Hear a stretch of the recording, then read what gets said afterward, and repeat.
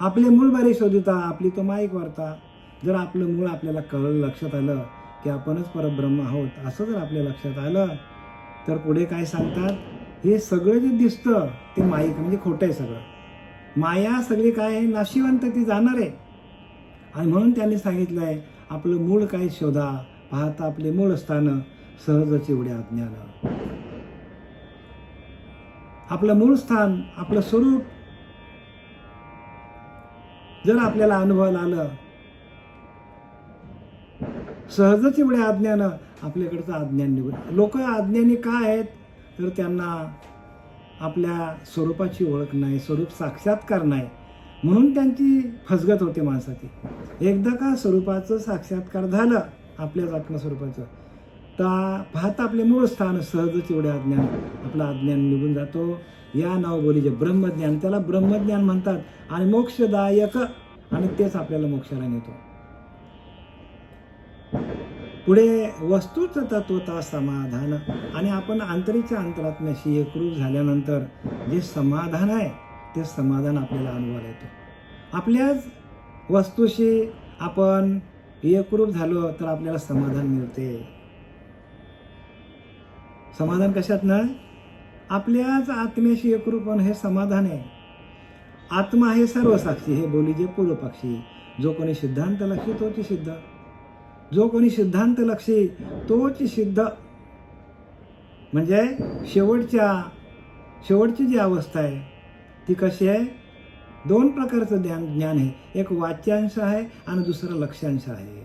वाच्यांश सगळेच आहेत, वाच्याने सगळे सांगतात ज्ञान, पण लक्ष्यांश कोणाला जमत नाही.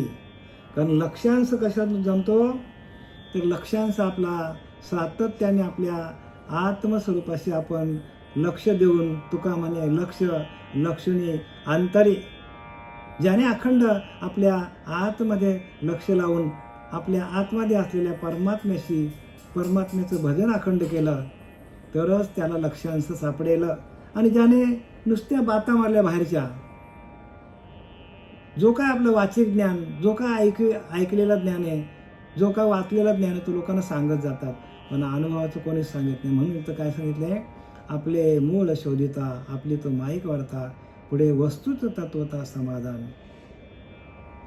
जे काय चाललेलं आहे जगामध्ये ते मायेच्या कक्षेत येतो. मायेची कक्षा ओलांडून आपल्याला त्या परब्रह्म तत्वाशी एकरूप झाल्यानंतर जे अनुभव येतात, जे अनुभव आपले येतात, आणि ते अनुभवच काय आहेत, लक्ष्यांश आहेत. लक्ष्यांश म्हणजे त्या आपल्या वस्तूकडे सातत्याने लक्ष ठेवून राहणे, येतो लक्ष्यांश अनुभवणे. लक्ष ठेवून आपल्याला त्याचा अनुभव घ्यावा लागेल. हे तो वाच्याचं काय काम सांगतात, मुख्य अनुभवाची खुणे वाच्याचं काय काम, जथ परा पश्चिंती मध्यमा वैखरी, जथ ओसरती चारी, जथ चारी वाणे बंद पडतात. जथ परा पश्चिंती मध्यमा वैखरी, आपल्या चार वाणे आहेत बघा, आपल्याला परावाणी आहे, पश्चिंती आहे, मध्यमा आहे आणि वैखरी आहे. ओसरती चारी वाणे बंद पडतात. ते शब्द कळा कुसरी कोण काज, शब्दांचं कामच नाही. म्हणून या समासाचं नाव काय आहे, अनुर्वाच्य अनिर्वाच्य, की जे परब्रह्म वाचेने सांगता येत नाही.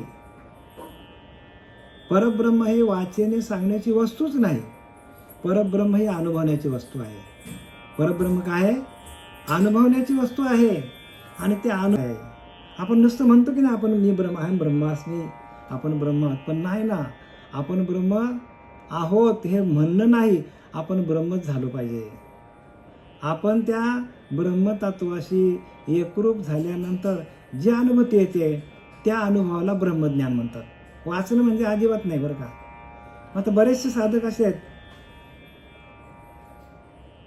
अहम ब्रह्मास्मीचा जप ते जपतात, सकाळी उठून ध्यान करतात, पण त्याची अनुभूती येत नाही का आपण परब्रह्म आहोत. आणि इथंच आपलं काय, इथंच काय होतं, इथंच आपण इथेच कमी पडतो. की आपण म्हणतो की ना अहम ब्रह्मास्मी, आपण ब्रह्म आहोत, ते ब्रह्म मी आहे, ते ब्रह्म मी आहे, सोहम सोहम, पण त्याची अनुभूती येत नाही ना. त्याची अनुभूती आतमध्ये आली तर आपले सगळे प्रश्न सुटतात, पण त्याचीच अनुभूती येत नाही. आणि त्या अनुभवासाठी श्री गुरुकृपा लागते. काय लागते? गुरूंची कृपा, कृपादृष्टी निहाळली आणि आपल्या पदी बैसवली. म्हणजे काय? कृपादृष्टी करतात साधकावर ते कृपादृष्टी करतात आणि आपल्या गादीवर ते बसवतात, आपल्या पदी बैसविले, आपल्या पदावर बसवतात. कधी? जर आपण परब्रह्म आहोत अशी अनुभूती आली तर, रोमारोमामध्ये भजन आपल्या गेलं तरच त्याची अनुभूती येते. लक्षात घ्या, अनुभवाचे बोल तुम्हाला सांगतो. जोपर्यंत नखशिखांत आपलं भजन चालू होत नाही, नखशिखांत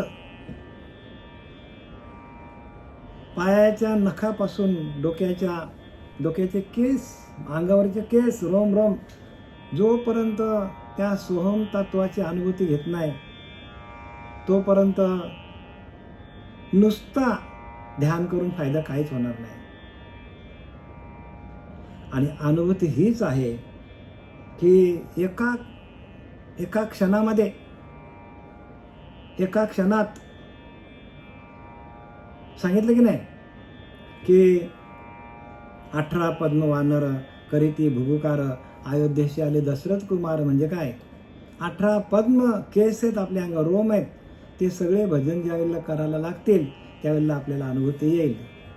इथं तेच सांगतात, आपले मूळ बरे शोधिता, आपली तो माईक वार्ता, पुढे वस्तुत तत्वत समाधान. त्या वस्तूशी एकरूप राहून आनंद स्वरूप अवस्था अनुभवणं म्हणजे समाधान. समाधान म्हणजे काय? समाधान म्हणजे आनंद स्वरूप अवस्था. 20 दशक 200 समास श्रवणाद्वारे घेता स्वाद, मनन करत्यास विशद समाधान लाभे. म्हणजे काय? समाधान म्हणजे काय? जो मनन करेल आणि मनन करता करता त्या आत्मतत्वाशी एकरूप झाल्यानंतर जी सच्चिदानंद स्वरूप अवस्था होते त्या अवस्थेला समाधान म्हटलेलं आहे. आणि म्हणून इथं शब्द वापरलाय, समाधान पुसता काही बोलीचे असे नाही. म्हणजे त्या आत्मस्वरूपाची अनुभूती घेणं हे काय बोलण्याची वस्तू नाही. मी ब्रह्म आहे हा अनुभव घ्यायला पाहिजे. हे बोलणं म्हणजे व्यर्थ आहे हो. पुढे लिहिलंय त्यांनी, शब्द फलकट, शब्द भूस, सगळं हात दाखवले पुढे आपल्याला पुढे जावं लागेल. आपले मूळ बरे शोधता, आपली तो माईक वार्ता, पुढे वस्तूच तत्वता समाधान. ती वस्तू म्हणजे ते आत्मज्ञान, तो आत्मसाक्षात्कार, त्या आत्मानुभवच आपल्याला समाधान देते. म्हणजे काय? म्हणजे त्या परब्रह्म तत्वाशी एकरूप करते. आपला आहे सर्व, आत्मा आहे सर्व साक्षी. आत्माच काय आपल्याला साक्षी देतो, आपल्या अंतरीचा अंतरात्मा. आत्मा आहे सर्व साक्षी, हे बोलूजे पूर्व पक्षी. जो कोणी सिद्धांत लक्षी तोची सिद्ध. काय सांगतात? आत्मा आहे सर्व साक्षी. बघा काय सांगतात, आपल्याला त्या आत्म्याची अनुभूती आली पाहिजे. आणि जो कोणी अवस्थे पलीकडे लक्ष देतो तोच खरा सिद्ध होय. म्हणजे आत्म्याच्या पलीकडे जी शक्ती आहे, आपला आत्मा म्हणजे आपला अंतरीचा अंतरात्मा, मग आपल्या अंतरीच्या अंतरात्म्याला चालवणारी जी एक शक्ती आहे,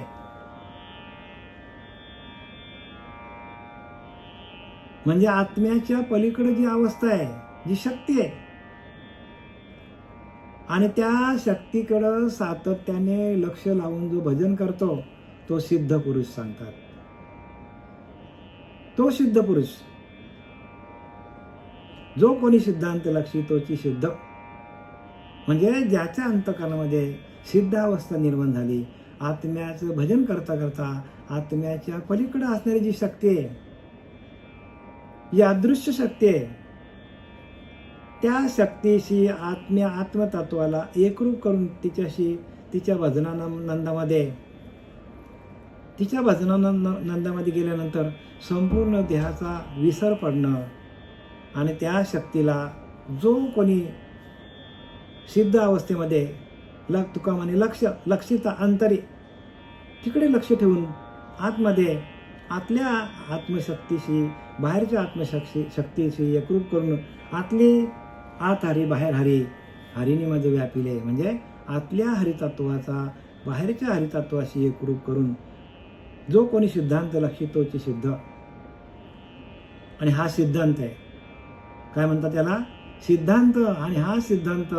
ह्या सिद्धांताशी जो सिद्ध अवस्थेमध्ये जाईल जो साधक जो सिद्ध त्या आत्मवस्तूशी आत्मतत्वाशी एकरूप होऊन राहील तो त्याला सिद्ध म्हणतात काय म्हणतात त्याला म्हणजे आत्म्याच्या पलीकडे जी शक्ती आहे प्रत्येक जीवाला चालवणारी त्या शक्तीशी एकरूप होऊन जो भजन करतो त्याला सिद्ध असं म्हणतात सिद्धांत वस्तू लक्षदाता सर्व साक्षी त्या अवस्था आणि काय सांगितलंय सिद्धांत वस्तू लक्ष शेवटच्या अनुभवाच्या दृष्टीने पाहिले तर मी सर्व साक्षी आहे मी ही अवस्था आहे आणि त्या शेवटच्या म्हणजे त्या शक्तीशी रममान झाल्यानंतर आपल्या आत्म्याला चालवणारी जी शक्ती आहे आणि ती शक्ती सर्व काय करतो बरं का प्रत्येक जीवातल्या त्या जीवाला किंवा त्या आत्म्याला सर्व घटीराम देहादी एक म्हणजे सर्वांना चालवणारी एकच शक्ती आहे आणि ती शक्ती म्हणजे परमात्मा आहे प्रत्येक आत्म्याला जसं आता बघा आपल्याकडे लाईट आहे लाईटचे म्हटल्यानंतर कितीतरी बल्ब आहेत ट्यूब आहेत जगामध्ये कितीतरी मशिनरी चालतात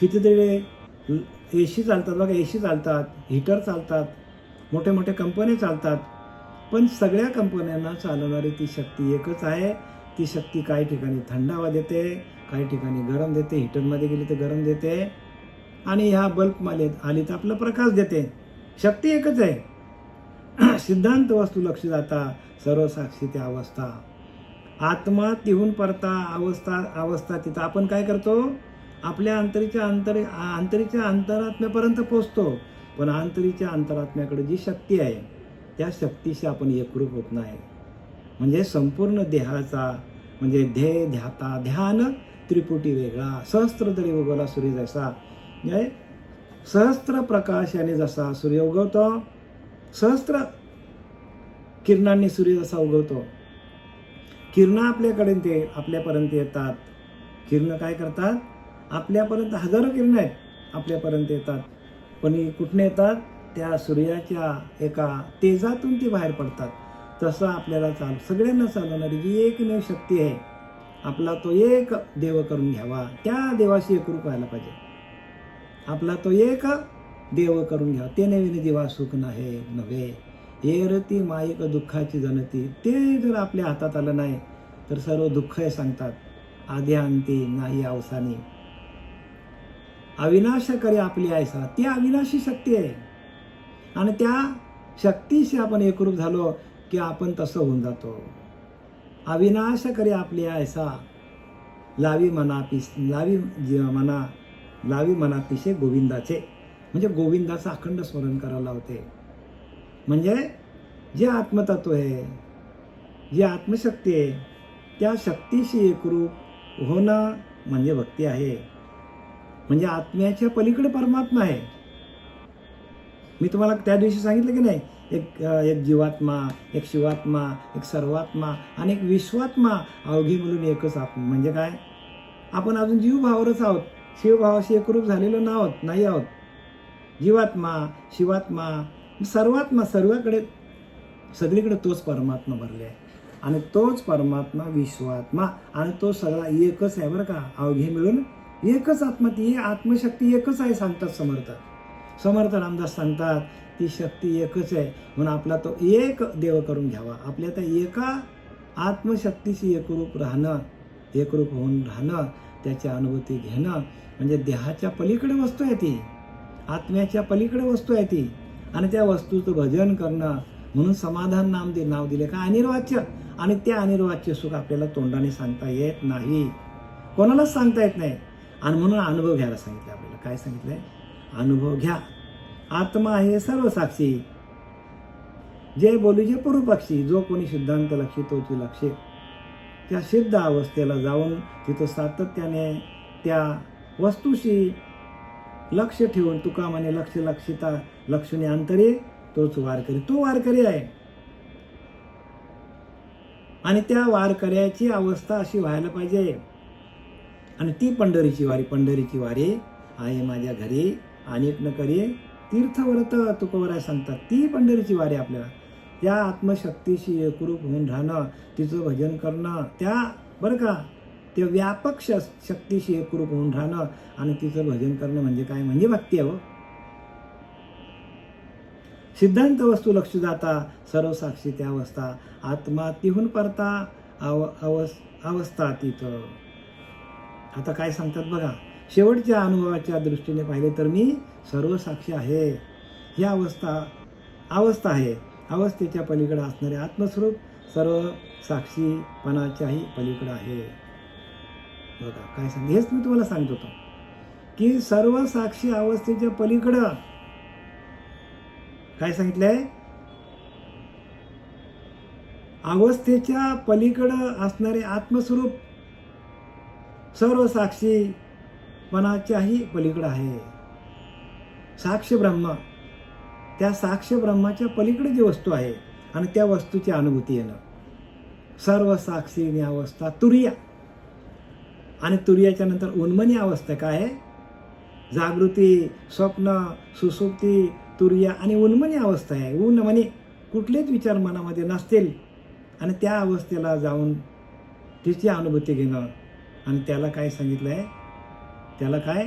सिद्धांत वस्तू लक्ष जाता सर्व साक्षी अवस्था, आत्मा तिहून परता अवस्था. ती अवस्थाच्या पलीकडं काय काय लोक म्हणतात माझी अवस्था झाली. अवस्था होणं म्हणजे ज्ञान नाही,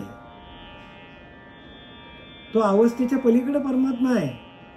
मी बघितलं आपल्याकडे कितीतरी लोक आहेत, कितीतरी साधक आहेत, अवस्था होऊन पडतात, धडधड अवस्था होऊन पडतात, हसतात काय, रडतात काय, गातात काय. मग तिथपर्यंत जाणं म्हणजे ज्ञान नाही सांगतात. त्याच्या पलीकडे अवस्था आहे उन्मनी अवस्था. म्हणजे काय?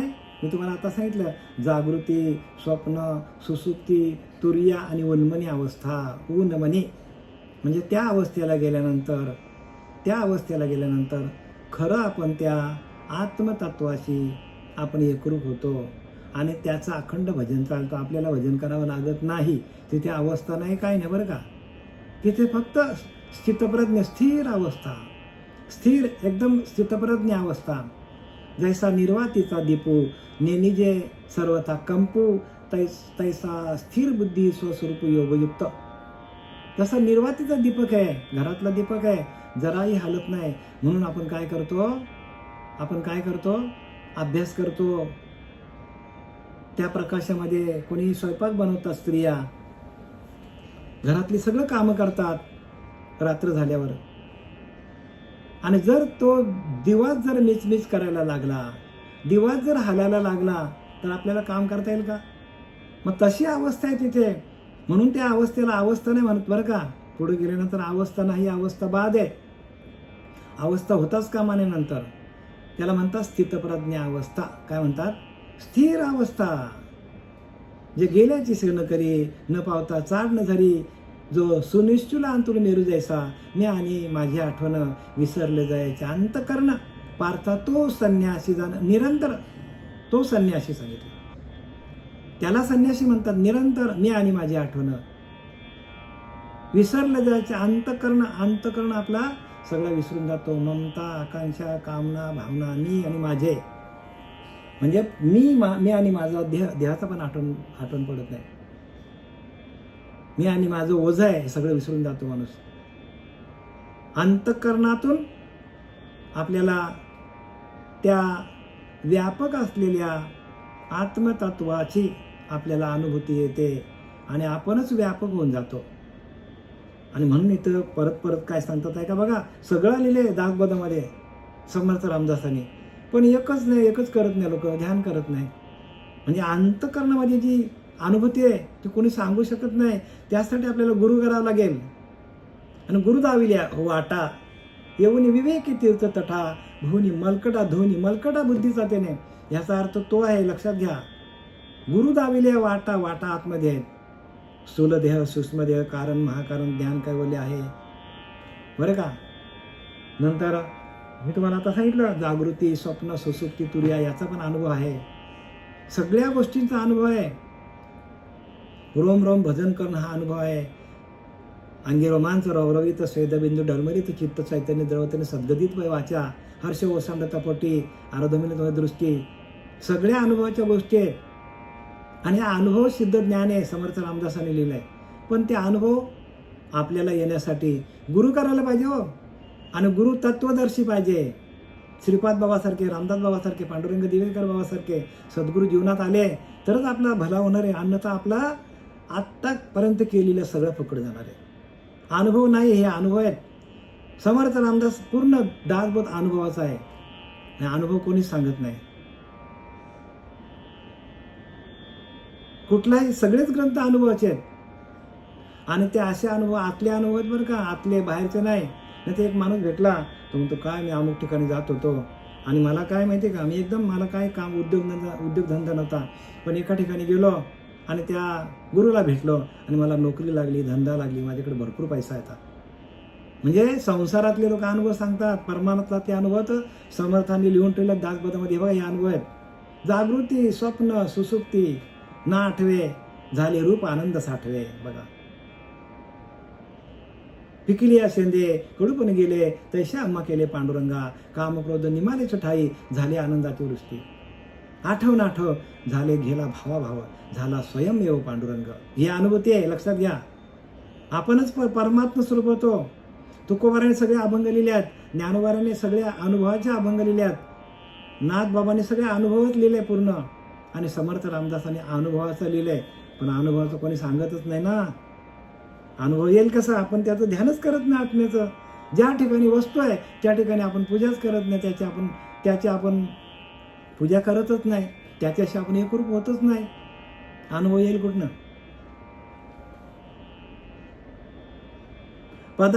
सिद्धांत वस्तू लक्ष जाता, सर्व साक्षी ती अवस्था, आत्मा तिहून परता अवस्था, त्या अवस्था तीत अवस्थांच्या पलीकडे आत्मा आहे बरं का. जोपर्यंत आपण अवस्थेमध्ये आहोत, हसतो गातो, तोपर्यंत आपण त्या आत्मतत्वावरतीच आहोत. आत्म्याच्या पलीकडं जो व्यापक वस्तू आहे, जाणी जे परमात्मा निर्गुण तयासीच म्हणजे ज्ञान, त्यावेगळे अज्ञान सर्व काही. बघा, परमात्मा निर्गुण आहे, निराकार आहे, निसंग आहे, निर्लेप, निरावेव आहे, अज आहे, ध्रुव आहे. बघा, आणि त्या सगळ्या व्याख्या आपल्या आतमध्ये, आपल्याला त्या व्याख्यांचा अर्थ आपल्याला कळलं पाहिजे. हे सगळी जी आपल्या रूपक दाखवली, आता मी बोललो ना, ही सगळी रूपक त्या आत्म्याला आहेत. आणि तशी अनुभूती येणं म्हणजे आत्मज्ञान होणं.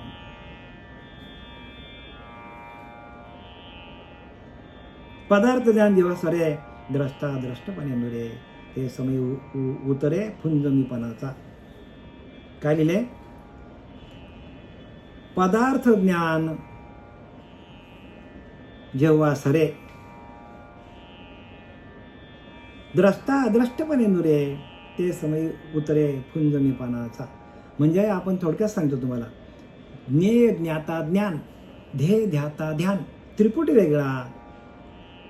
म्हणजे मी ध्यान करणारा आणि ते माझं ध्यान, आणि ज्या वस्तूला प्राप्त करायची ती वस्तू, ह्या तिन्ही अवस्थांच्या पलीकडे परमात्मा आहे.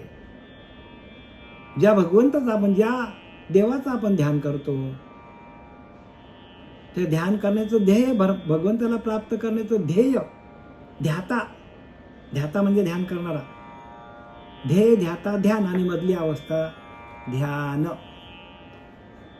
ध्येय वस्तू, ध्याता जोपर्यंत ध्येयापर्यंत पोचत नाही तोपर्यंत ध्यानात राहणं म्हणजे अज्ञान.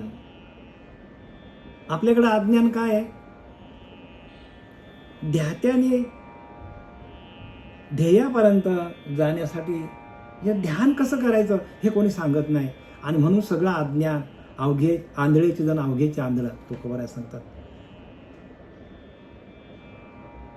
ध्यात्याने ध्येयापर्यंत जाण्यासाठी ध्यान कसं करावं, त्या ध्यानाच्या प्रक्रिया आहेत आणि त्या प्रक्रियेच्या माध्यमातून हे ज्ञान होतं आपल्याला. आणि त्या प्रक्रिया सांगणारे श्री गुरु जोपर्यंत जीवनात येत नाही, श्रीपाद बाबासारखे, पांडुरंग दिवेकर बाबासारखे, रामदास बाबासारखे, नाना बाबासारखे, तोपर्यंत हे काय खरं नाही बाबा. आपण जे काय करतो ते सगळं झूट आहे. सगळं आपल्याला त्रास देणार नंतर. म्हणजे आपण आत्तापर्यंत जे काय केलं ते वाया गेलं, वाया जाणार सगळं. म्हणून काय करा, साधना महत्वाचे, साधना महत्वाचे. साधनरूपी भक्तीच्या युक्ती सांगितल्या आहेत. भक्तीच्या युक्ती, साधनरूपी साधन कसं करायचं, साधनरूपी भक्तीच्या युक्ती आहेत. युक्ती संसार करायला युक्ती लागते, शिकायला युक्ती लागतो, पैसा कमायला युक्ती लागतो, सगळीकडे युक्ती लागतो. मग परमात्मा प्राप्तीसाठी युक्ती नाही का? जो कोणी देईल ते घेतलं, चाललं, परत सुटला. युक्ती सांगणारे श्री गुरु जोपर्यंत जीवनात येत नाही तोपर्यंत आपल्याला परमात्म्याची प्राप्ती नाही होणार. हे लिहून घ्या बरं का आमच्याकडनं. म्हणून युक्तीने जायला पाहिजे.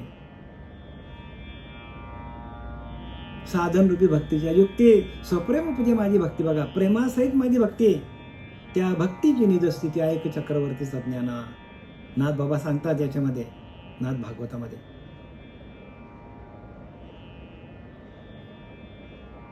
सप्रेम उपजे माझी भक्ती म्हणजे प्रेमासहित, त्या नामाच्या भावासहित आपल्याला परमात्म्याची प्राप्ती होते.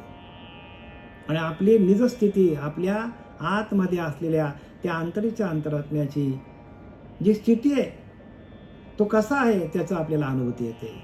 आणि म्हणून साधनरूपी भक्तीच्या युक्ती.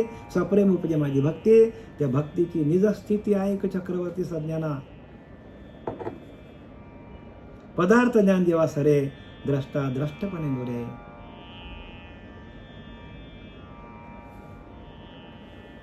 ते समय उतरे फुंज मी पणाचा. आणि जोपर्यंत ध्येय ध्याता ध्यान त्रिपुटी वेगळा या अनुभवाला येत नाही, तोपर्यंत आपल्याकडं मीपणाचा म्हणजे अहंकाराचा वारा आपल्याकडे राहतो. आपल्या अंगामध्ये तोपर्यंत वारा आहे. जोपर्यंत त्याची अनुभूती येत नाही तोपर्यंत आपल्याकडे वारा आहे. तो आला,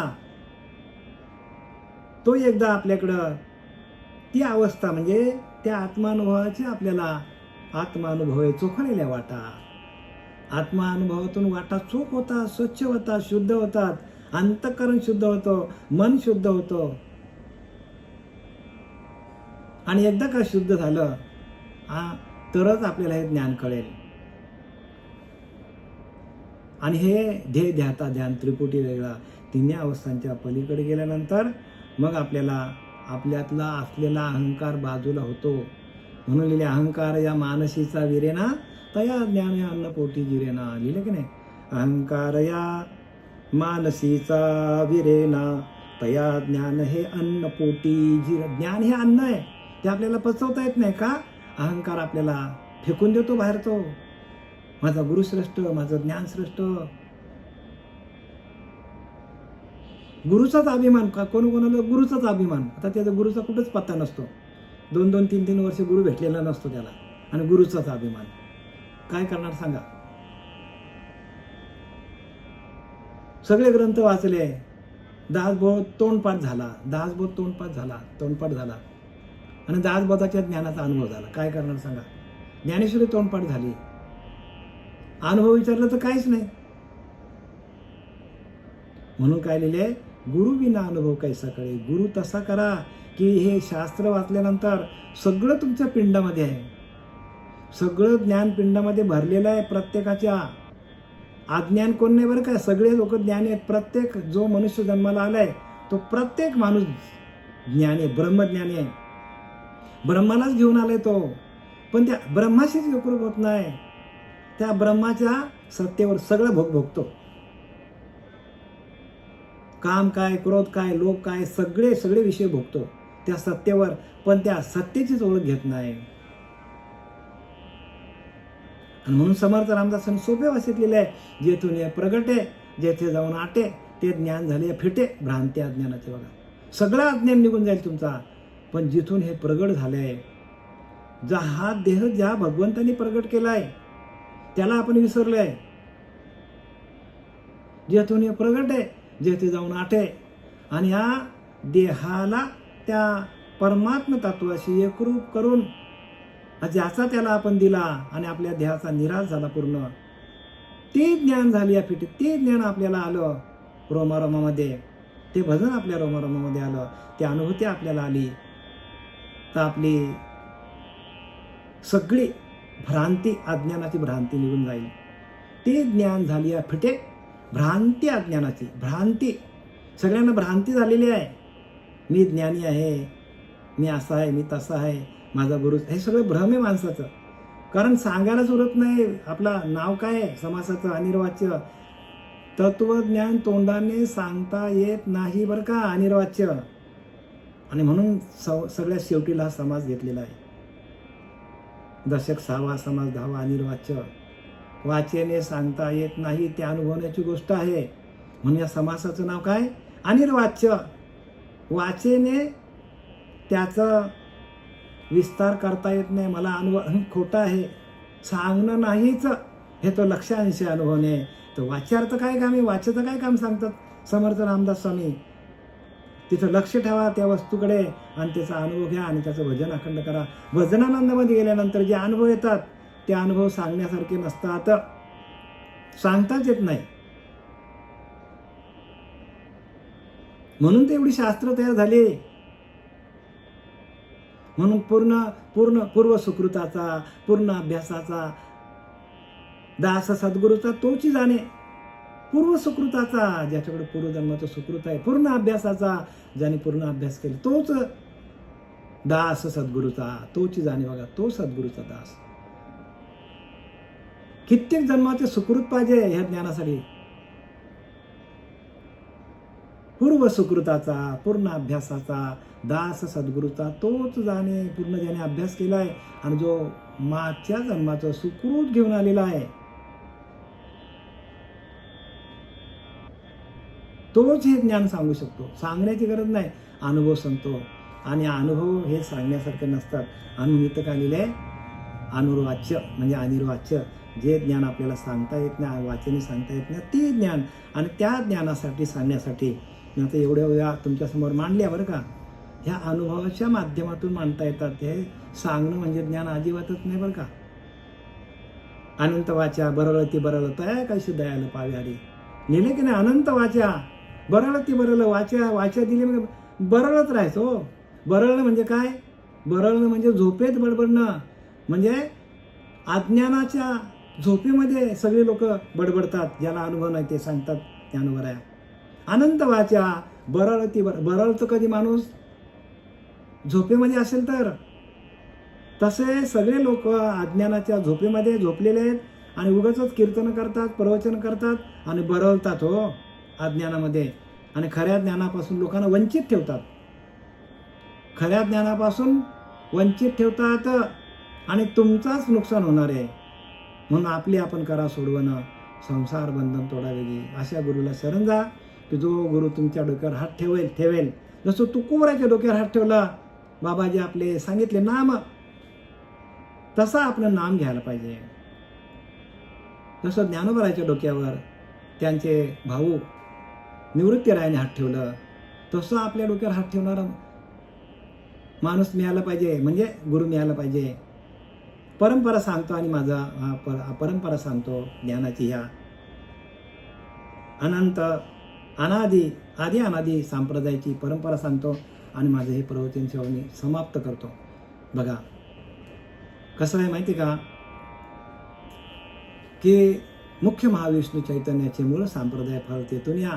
त्या महाविष्णूने काय केलं? हंसाचं रूप घेतलं. म्हणून हंस संप्रदाय, आदी अनादी हंस संप्रदाय. बऱ्याच ग्रंथामध्ये त्याचा उल्लेख आहे, सगळ्याच ग्रंथामध्ये. आणि त्या निर्गुण निराकारणे हंसाचं रूप घेतलं. हंसाने ते ज्ञान ब्रह्माला सांगितलं, ब्रह्माने आत्रेला सांगितलं, आत्रेने दत्त महाराजांनी नारायण जालवणकर की ज्यांनी 12 वर्षे तपश्चर्या केली. मग लक्ष्मण बलहीन सख्यानंद शांतामाई बंडू बाबा, केरो बाबा, श्रीपाद बाबा, रामदास बाबा, नारायण बाबा, नाना बाबा, पांडुरंग दिवेकर बाबा, नारायण बाबा, रोहिदास बाबा, नाना बाबा, पांडुरंग दिवेकर, असं हे परंपरेने ज्ञान हे आमच्यापर्यंत आलेलं आहे. आणि सगळे तुम्ही आम्ही बाबाच बाबा. झालेली सेवा आपले सच्चिदानंद सद्गुरू श्रीपाद बाबा, रामदास बाबा, नारायण बाबा, नाना बाबा यांच्या चरणी समर्पित करीत आहे.